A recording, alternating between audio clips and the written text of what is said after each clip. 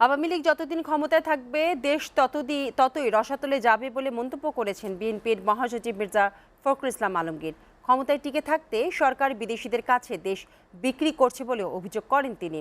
আর দলটির স্থায়ী কমিটির সদস্য মির্জা আব্বাস অভিযোগ করেন, জনগণের ইচ্ছাকে তোয়াক্কা না করে সরকার অবৈধভাবে ক্ষমতায় থাকতে একনায়কতন্ত্র প্রতিষ্ঠা করেছে।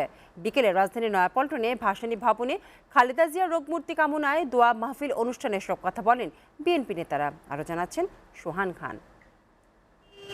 যুবদলের নতুন কেন্দ্রীয় কমিটির নাম ঘোষণায় রাজধানীর নয়াপল্টনে যুবদলের নবনির্বাচিত কমিটির নেতাকর্মীদের এ ঢল।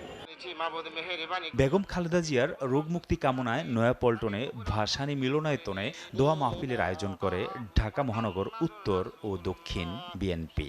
লজ্জা শরমহীন আজকের এই সরকার জোর করে ক্ষমতায় দখল করে বসে আছে।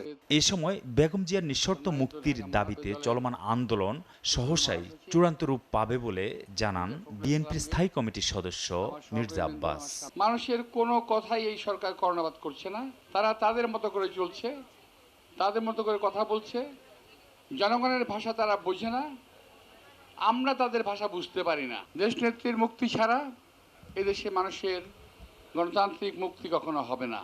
অনুষ্ঠানে বিএনপির মহাসচিব মির্জা ফখরুল ইসলাম আলমগীর অভিযোগ করেন, অবৈধভাবে ক্ষমতায় টিকে থাকতে সরকার বিদেশিদের কাছে দেশ বিক্রি করছে। আওয়ামী লীগ সরকার যতদিন ক্ষমতায় থাকবে দেশ ততই রসাতলে যাবে।